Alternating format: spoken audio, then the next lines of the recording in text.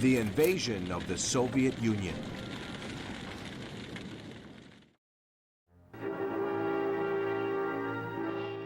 In 1933, the Soviet government is accepted by most of the world's main powers. With the sole purpose of the maintenance.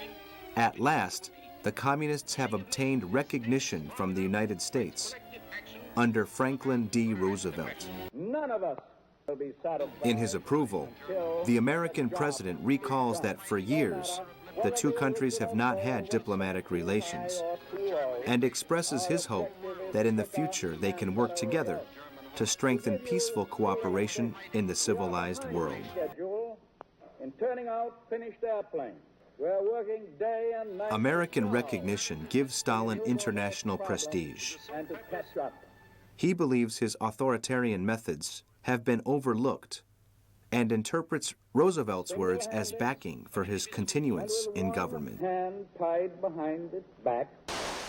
Not long afterwards, the Soviet Union begins a policy of trading with the West, essential to eradicate poverty and hunger throughout the country.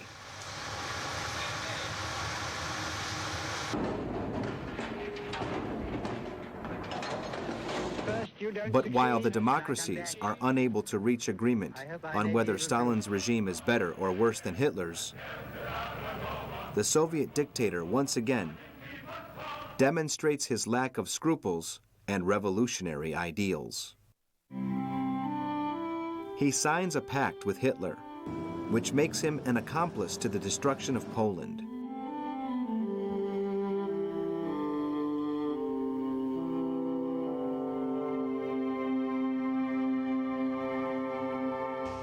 Later, he invades Finland and annexes Estonia, Latvia, and Lithuania. His behavior is remarkably like that of the Nazi leader. Both view power in the same way.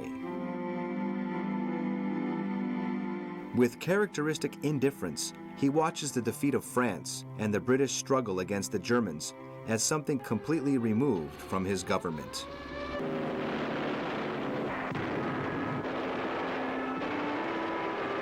Deeply suspicious of Hitler's intentions, he tries to gain time, maintaining the troops of the Third Reich as far away as possible from the Soviet frontiers.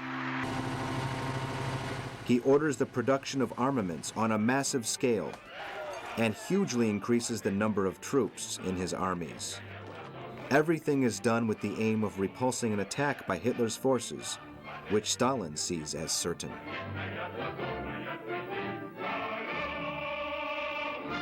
Although Stalin was hardly Churchill's favorite statesman, the British leader, in an act of solidarity, had communicated to him all the information obtained by his secret service, indicating that Hitler had been planning the occupation of Soviet territory since the summer of 1940. With the help of von Paulus, by the 18th of December 1940, the Nazi leader had finalized the main lines of strategy for the attack, which were set down in secret in Directive Number 21, named Operation Barbarossa.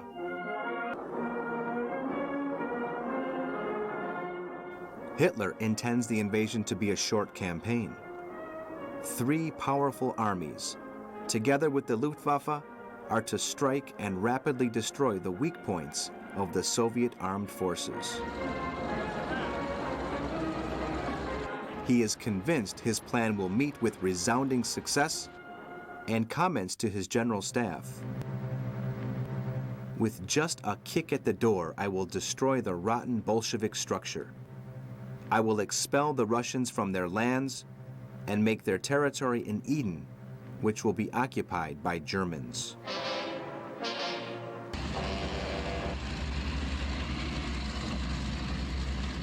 (1941).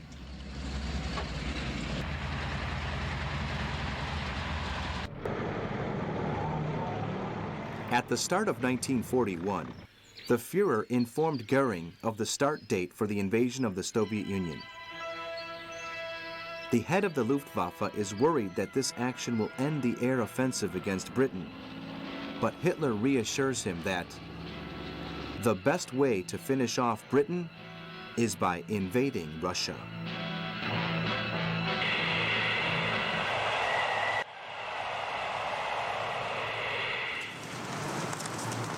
June. Moscow is the main objective for the Nazi leader.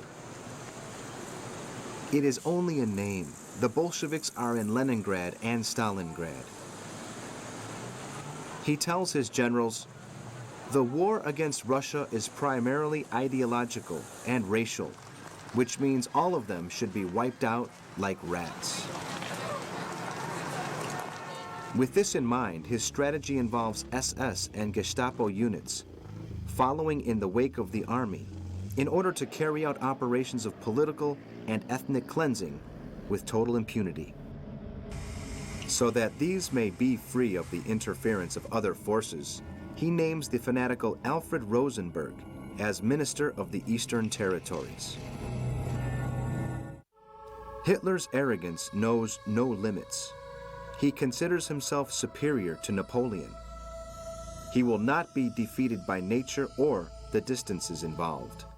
He can count on the speed of the Wehrmacht on land and the Luftwaffe in the air, which leads him to believe that the mistakes of the past cannot be repeated in the case of the Third Reich.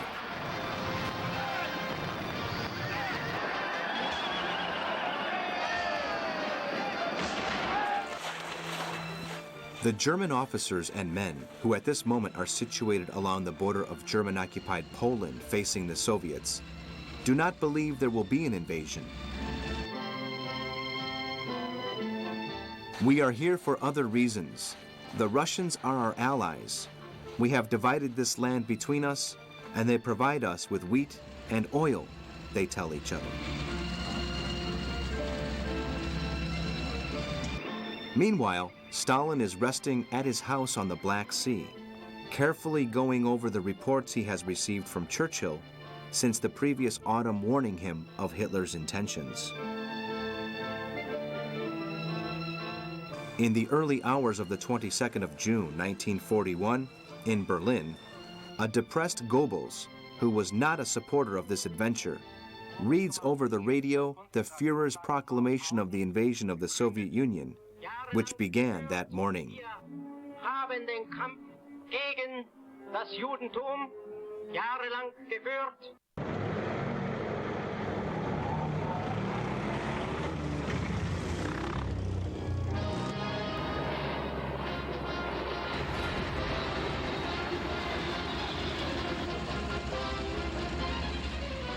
More than 3 million soldiers advance at great speed along a 3,000-kilometer front with the aim of destroying the enemy before the end of the summer.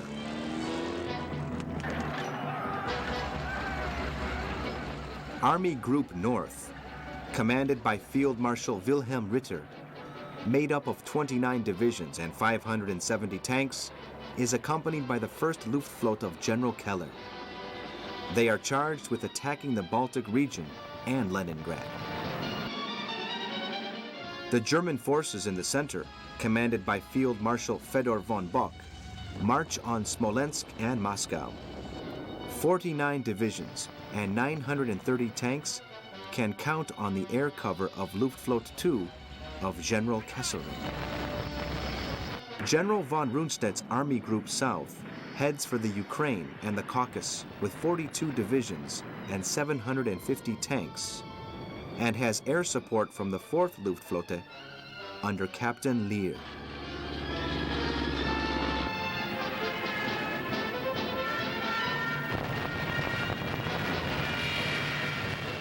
During the first hours of the attack, the Nazi Air Force destroys more than 60 Soviet aerodromes and thousands of planes on the ground.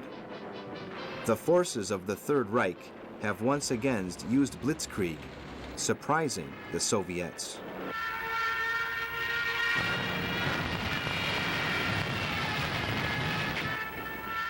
The German General Staff has no doubt about the military superiority of its armies and believes the Soviets will collapse. For Hitler and the OKW, the psychological impact of the offensive on the population is vital. and they order the heavy bombing of Minsk, Rovno, Odessa, Kaunas, and Sebastopol in parallel to the invasion.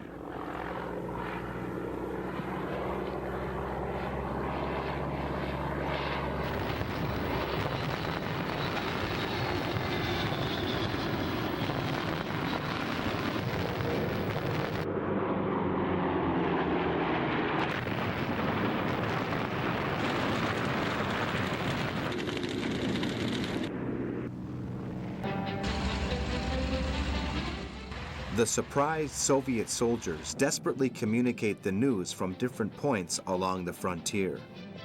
Stalin and his government try to halt the attack by diplomatic means, given that a non-aggression pact exists between the two countries.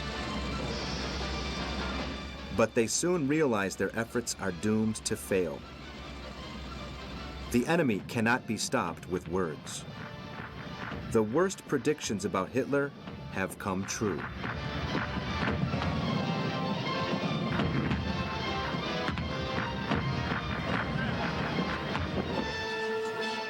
Semyon Timoshenko, Commissar for Defense, urgently meets with the General Staff to prepare the defense strategy.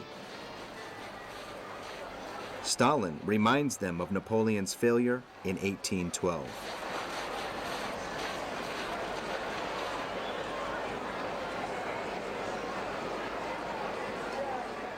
The bulk of the Soviet forces have been divided into 5 fronts.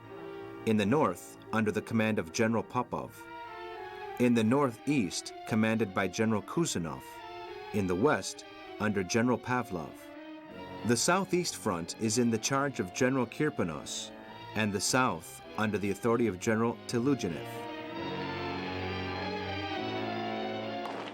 The Soviets have put more than 12 million men on a war footing, ordering civilians to fight alongside the army against the invading forces. But the enormous destructive capacity of the Luftwaffe and the Wehrmacht enables the Germans to advance without meeting much resistance in the north and center, where the Polish peasants naively welcome them as liberators from Russian tyranny.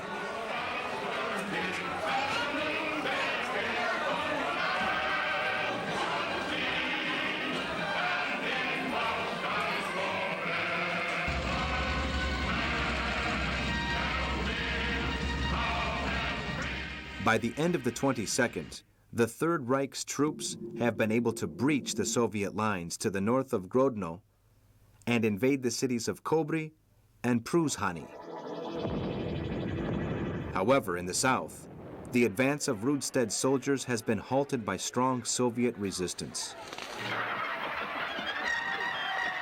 Stalin has placed a larger number of troops in the Ukraine in order to block the path of the German advance on Kiev.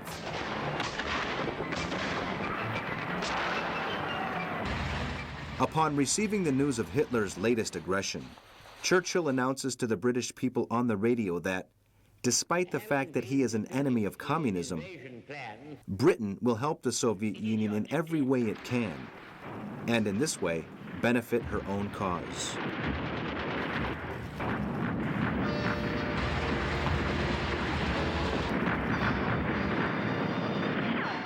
Speaking to the American people, Roosevelt condemns the Nazi aggression and justifies the important increase in armaments being offered to Britain by land, sea, and air, hinting that a part of this could be used on the Russian front.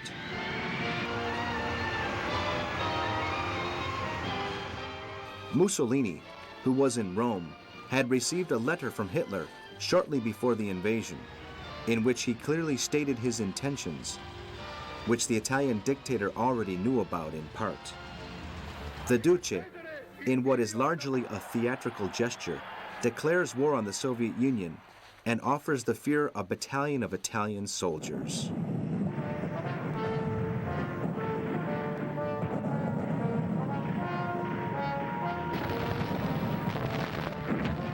On the 26th, the troops of Field Marshal Fedor begin the siege of the fortress of Brest-Litovsk.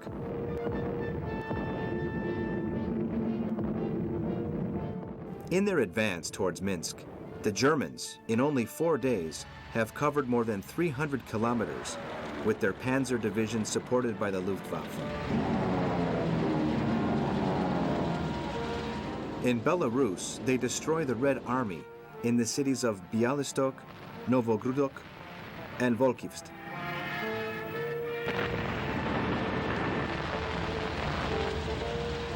Shortly afterwards, they reach the river Berezina and advance towards the Dnieper in search of strategic points to establish bridgeheads that will facilitate the advance of the infantry and armored divisions on Moscow. In their wake are the pitiless SS Death's Head units charged with the murder of the men, women, and children.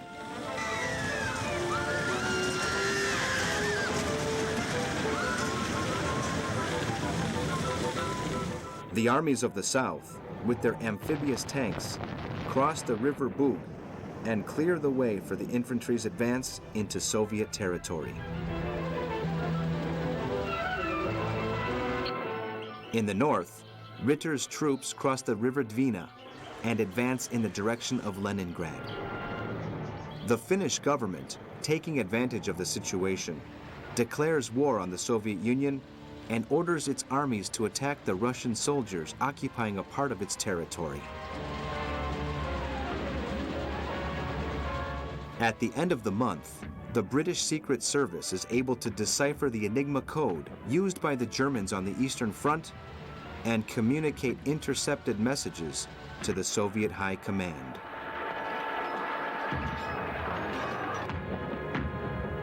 Knowledge of German troop movements gives the Soviets a respite, but the lack of resources prevents them from halting the advance. In these circumstances, Stalin imposes a scorched earth policy, ordering his armies, in the event of a withdrawal, to burn and destroy the towns and villages, together with anything that could be useful to the enemy. The partisans are charged with fighting a guerrilla war, carrying out attacks aimed at destroying telephone lines, railways, and other communications that fall into German hands.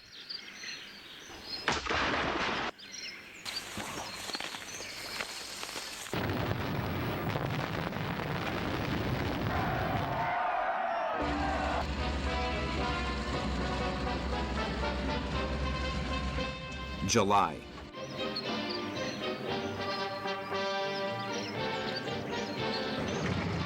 On the 1st of July, the German armies in the north begin Operation Silver Fox to try to occupy the Soviet port of Murmansk in the Arctic, through which the majority of supplies from Britain and the United States enter.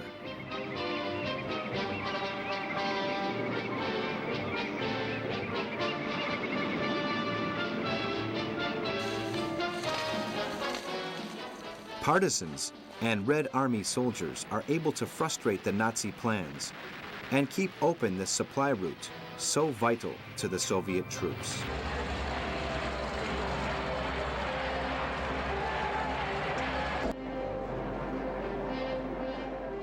On the 3rd, Stalin, for the first time since the start of the invasion, speaks to the Soviet people over the radio. He employs the terms brothers, friends, and Mother Russia, though his intentions are clear.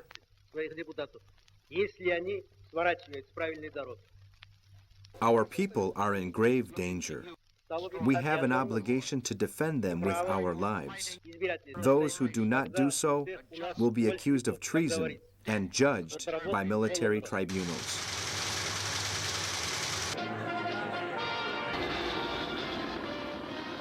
For their part, the British continue their bombing, pounding key points of the Third Reich's industry.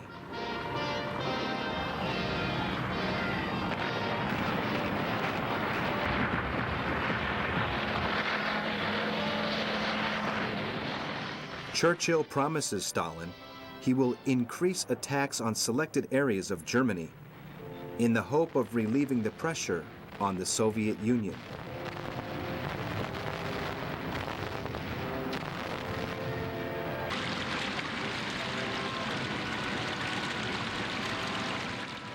On the 8th, German troops marching towards Leningrad enter Pskov. General Korbakov, in command of the Soviet forces in the area, is unable to stop the enemy advance and is forced to retreat. Stalin accuses him of treason and orders his immediate execution. Two days later, the Reich's armies situated in the south, commanded by von Rundstedt, cross the Stalin line and their panzer divisions are within 14 kilometers of Kiev, where the Soviet troops are strongly entrenched.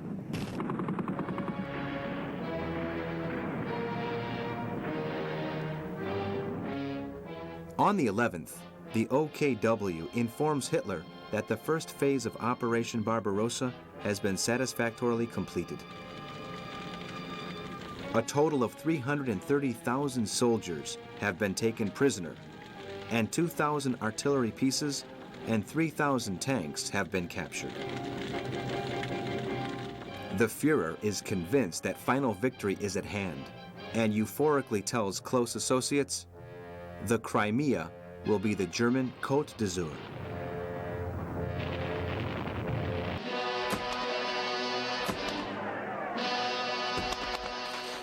He goes on to tell Franz Halder, chief of the Army General Staff, that the inhabitants of the conquered cities must be annihilated, as it would cost Germany too much to feed them during the winter.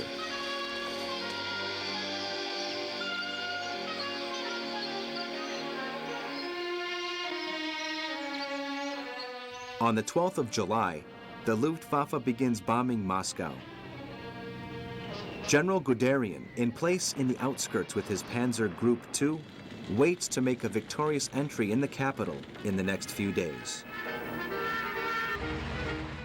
But the Führer disappoints his expectations, ordering him to move southwards to confront the Soviet Fifth Army situated in the Pripyat marshes.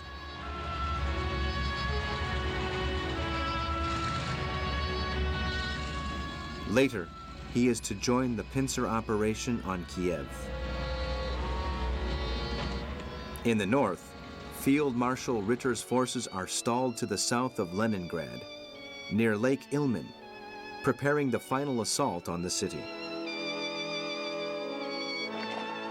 The Red Army troops and volunteer groups await the German attack in their trenches.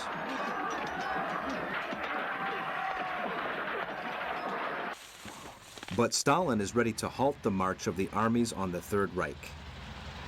While they reorganize their positions, the Soviet artillery is reinforced with the new Katyusha rocket launchers, and the defenses of Moscow and Leningrad are strengthened with large contingents of soldiers.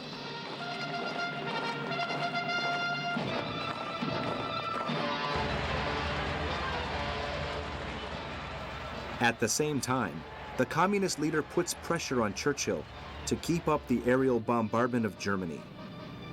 In response, on the 14th, British bombers attacked Hanover, Hamburg, Frankfurt, Mannheim, and Berlin.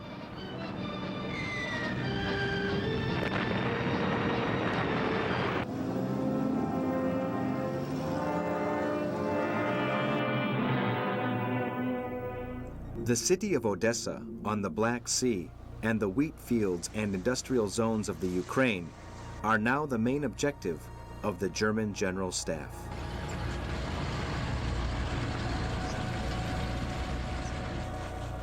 Hitler is convinced that the Soviet Union has its days numbered and tells Alfred Rosenberg, if the Russians, once defeated, try to carry on a partisan war, it will provide the justification before the world to exterminate them all.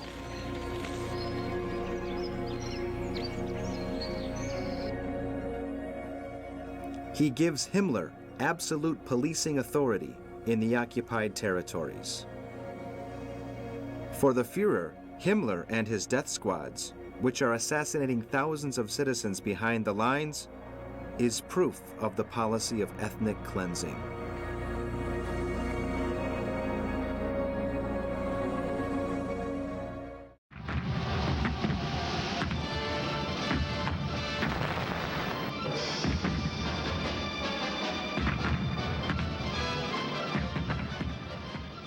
On the 23rd, after suffering continuous shelling from Kart howitzers, each one weighing more than 2 tons, and a month's siege, the heroic garrison at Brest-Litovsk falls into German hands. On the 27th, soldiers of the Third Reich take Smolensk and capture 120,000 prisoners, among them Stalin's eldest son, Yakov. At the same time, the planes of the Luftwaffe drop tons of bombs on Moscow for the 5th consecutive time.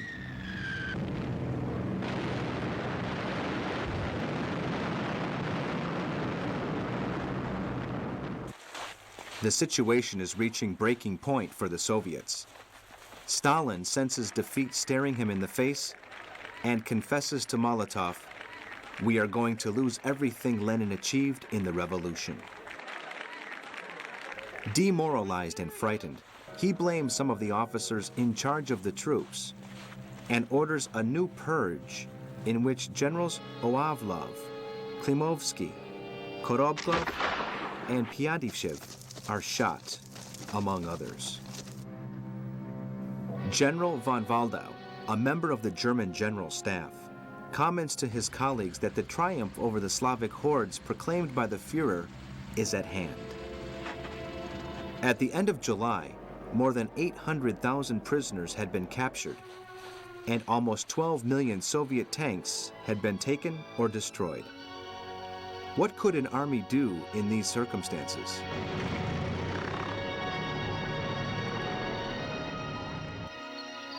But some members of the High Command don't share his optimism, voicing their concerns to Hitler in the headquarters of Rastenburg. The Soviets know how to withdraw and regroup, giving themselves just enough time to carry out surprise counterattacks, which makes their annihilation impossible and generates frustration among German soldiers and officers. The Nazi leader believes the solution is to get the Japanese to attack Russia from the east and open up a new front that will force the Soviets to divide their forces.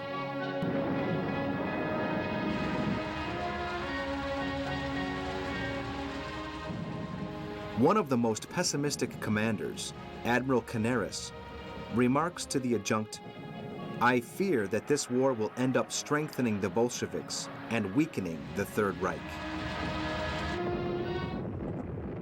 Stalin, meanwhile, welcomes to Moscow Harry Hopkins, one of President Roosevelt's closest advisors, who informs him of the United States' willingness to send military material to the front.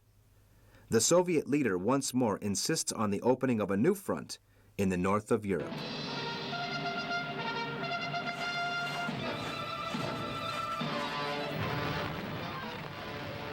August.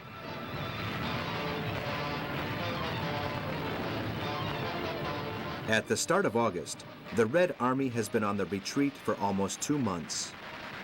However, its continuous counterattacks and the constant increase of fighters are slowing down the German advance.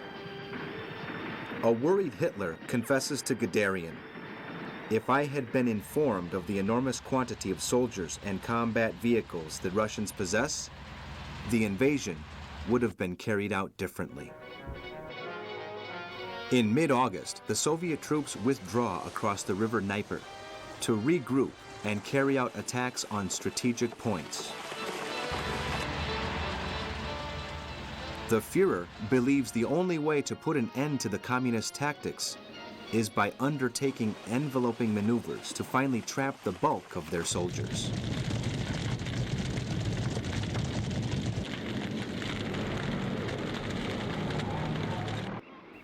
Meanwhile, Churchill and Roosevelt, holding discussions off the coast of Newfoundland, decide to substantially increase aid to the Soviet front, turning a blind eye to the Russian dictator's paranoid persecution of some of his army commanders, whom he accuses of helping the enemy and orders to be shot for being unpatriotic.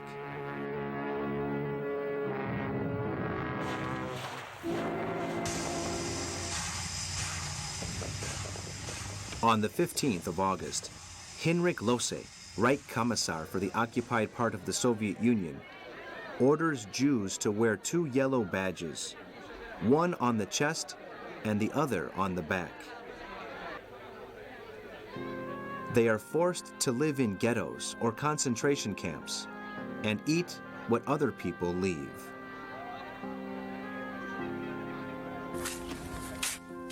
Those that are healthy are sent to do forced labor to help Greater Germany in the building of roads and bridges. In an act of genocide, SS General Franz Jacquelin orders 23,000 Jews to be shot in 48 hours.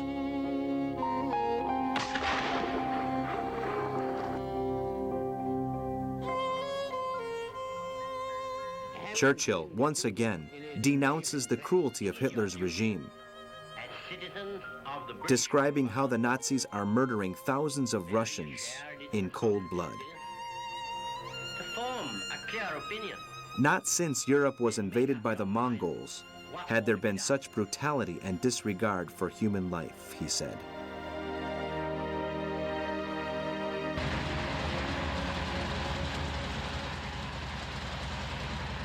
September.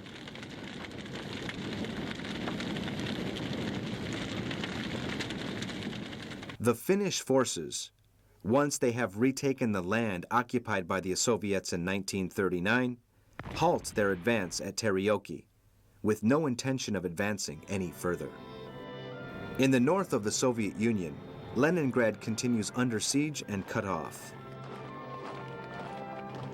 At the start of the month, the Germans take Muga and cut the rail links between the city and the rest of the country.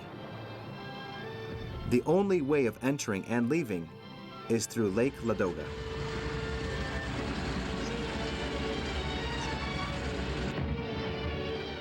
Hitler informs Field Marshal von Lieb he has authorization to destroy the city by land and from the air. Shortly afterwards, the Luftwaffe dropped 6,000 incendiary bombs on the city.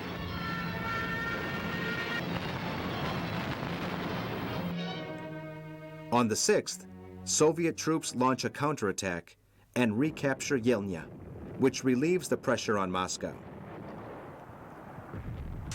Stalin orders the deportation to the east of around 1 million ethnic Germans who, for centuries, have lived in the Volga region.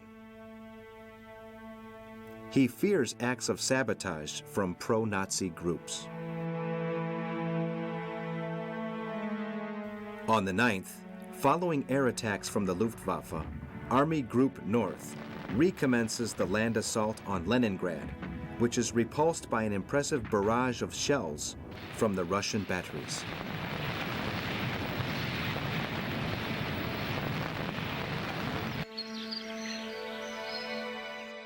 Hitler is impatient to take the main Soviet cities before winter, but the communist resistance is not making it easy.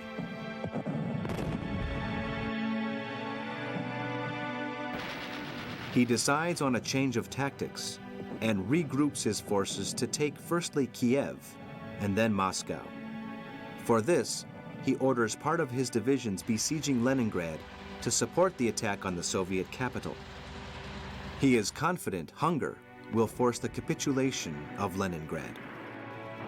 Von Lieb attempts a final assault before transferring his combat vehicles to the Moscow front. But the Soviet defensive lines again prove too strong. Taking advantage of the German movements, Marshal Zhukov decides to counterattack to eliminate some enemy positions. But some of the officers and men refuse, making it impossible to carry out the action. This provokes the fury of Stalin, who orders the immediate execution of all of those that refuse to participate in the counteroffensive or try to desert. Thousands of soldiers die without being able to force back the German troops.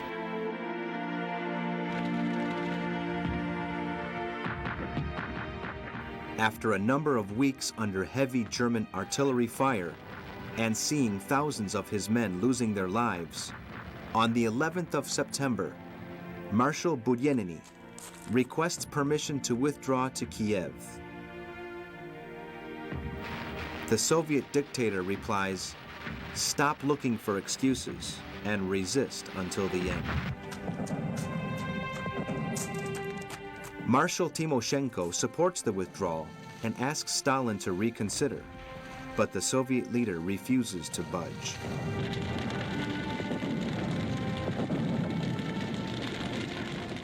On the 19th, after a month of fierce fighting, Kiev cannot resist further and surrenders.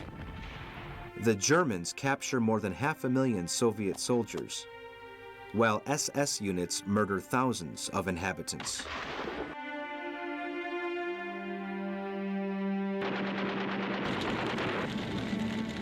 Stalin's obstinacy and disregard for human life has caused the collapse of the armies on the southwestern front, and with that, the possibility that the whole of the Ukraine falls into the hands of von Manstein's panzer divisions, which are now advancing on Rostov. However, if necessary, the Soviet leader is prepared to sacrifice the whole population of his country. On the 25th, he receives confirmation that Japan will not attack Russia and orders the transfer of half the soldiers situated on the Eastern Front to the defensive lines around Moscow.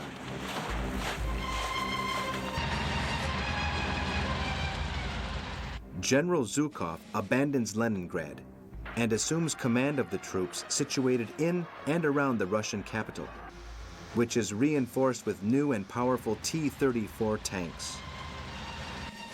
Meanwhile, hundreds of thousands of volunteers help the army to construct the defensive lines around the city.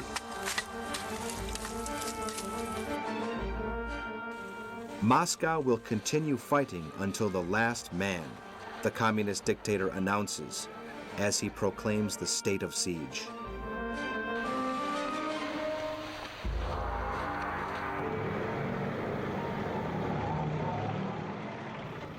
On the 30th of September, the armies of the Reich begin Operation Typhoon, with the aim of taking the capital.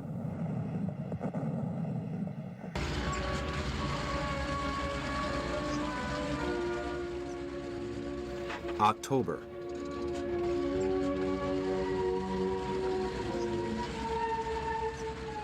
Heavy rains in the early days of October put the brakes on the German advance, though the 2nd Panzer Group is able to capture the cities of Vyazma and Bryansk, trapping 600,000 Red Army soldiers and 1,500 tanks.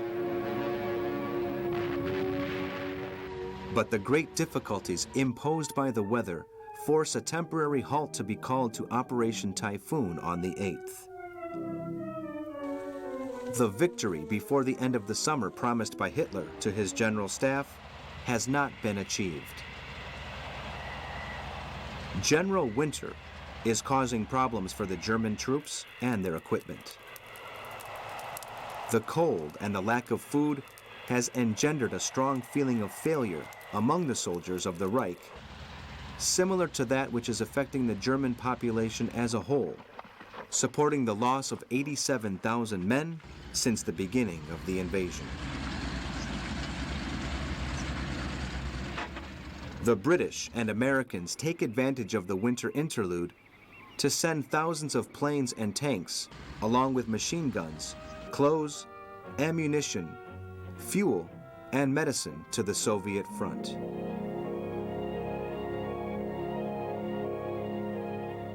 On the 16th, the Germans occupy Odessa and enter Kharkov, the country's 4th biggest city. Once more, Hitler shows his disregard for human life and sends a message to von Reichenau saying, "Nature itself constantly causes death. It is the only way for the fittest to survive." He wants no obstructions to the work of the SS.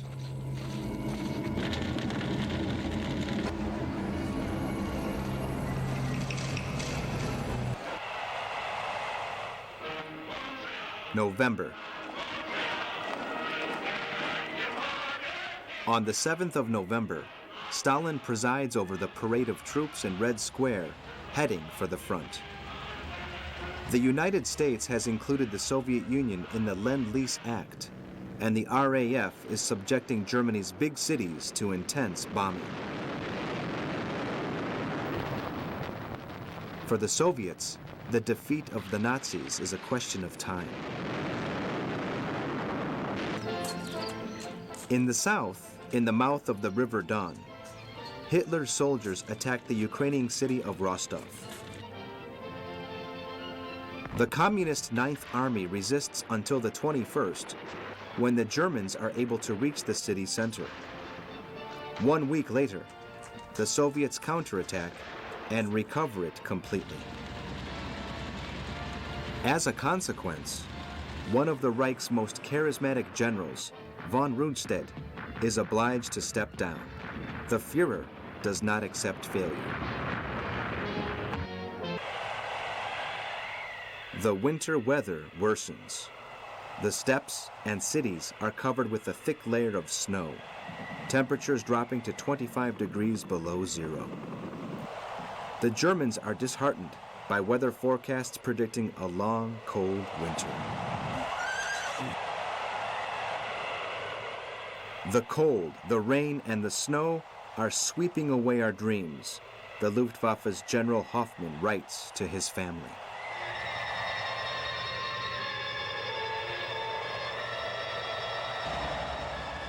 At the end of November, only 25 kilometers from Moscow, the soldiers of the Reich halt their march.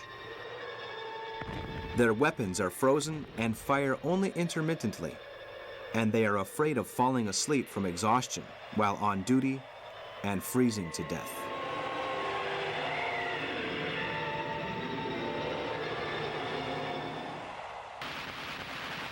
December.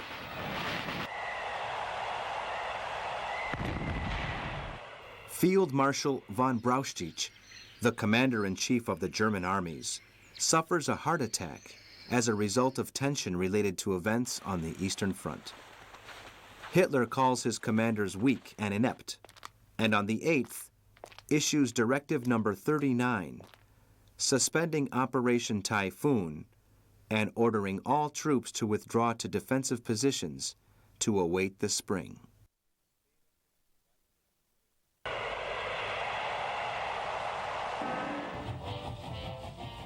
Some in the OKW, the German High Command of the Armed Forces, had lost confidence in the Führer's ability to direct the war. There were many occasions in which he was not in touch with reality, and in some operations, his hasty decisions put the fighting capacity of the Wehrmacht in danger.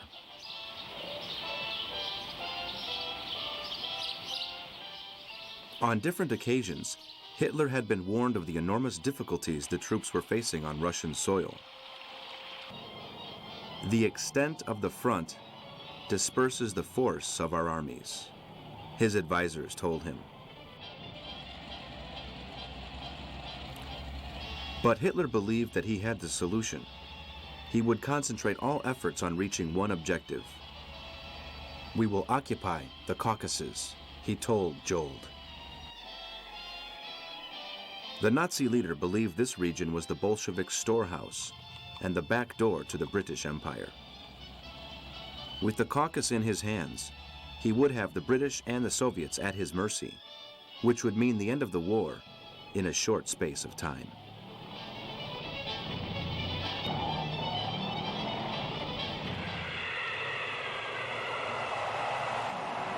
(1942) January.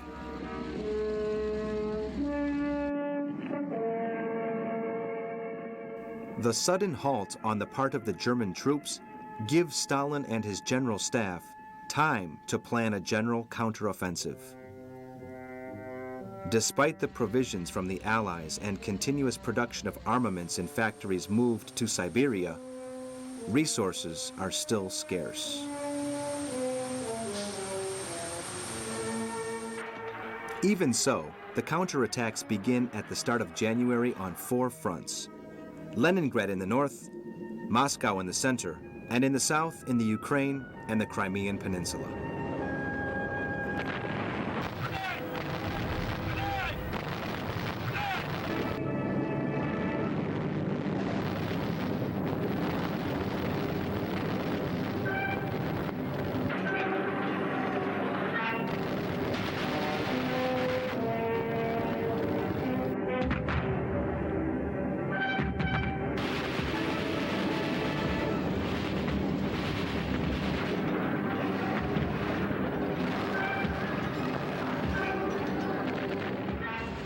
The Red Army forces the Germans back in some parts of the front, causing heavy losses and capturing tanks, ammunition, and armaments of all types.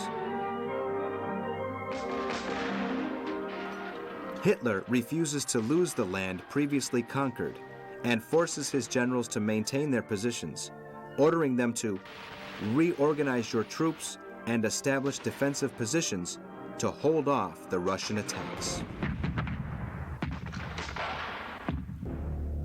On the 16th, Field Marshal von Reichenau dies in an air accident. The Führer replaces him with Field Marshal Fedor von Bock. At the same time, Field Marshal Wilhelm von Lieb, commander of Army Group North, is relieved of his command, being blamed by Hitler for the present situation. The Germans are unable to advance on the extensive Eastern Front, and Hitler becomes irritated when people compare the situation with that experienced by Napoleon's armies. As far as the Nazi leader is concerned, all the blame belongs to his generals who have not followed his orders. He removes more than 30 of them from their posts, alleging, "These career officers have studied the theory, but they know nothing of the practice." Meanwhile, the Soviet counterattacks at different points along the front do not cease.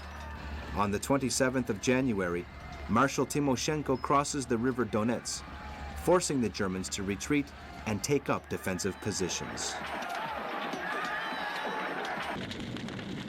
In the north, Leningrad continues to resist the incessant bombing of the Luftwaffe. Despite having evacuated more than 500,000 of its inhabitants, thousands of people are dying of hunger and sickness due to the lack of supplies.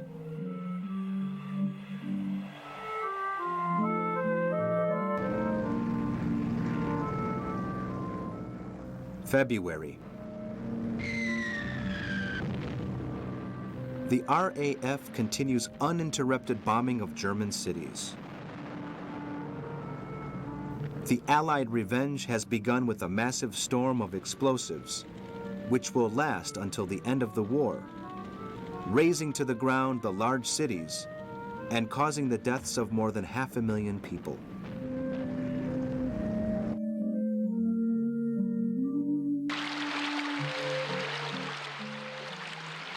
May.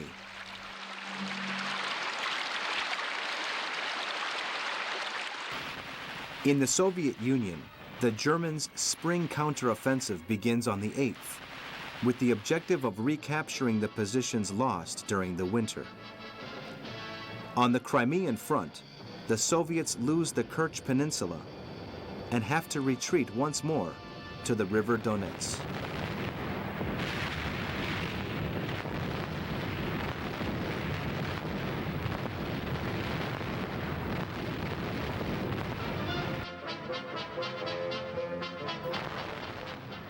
June. Sebastopol resists German shelling, including that of Dora, the largest piece of artillery in the world. Meanwhile, in Czechoslovakia, the sadistic Nazi governor Richard Heydrich is assassinated by the Czech resistance in an operation planned with the help of the British Secret Service. One of the greatest criminals of the Third Reich is dead. Behind him, he has left a trail of immense suffering and pain among millions of people in Europe.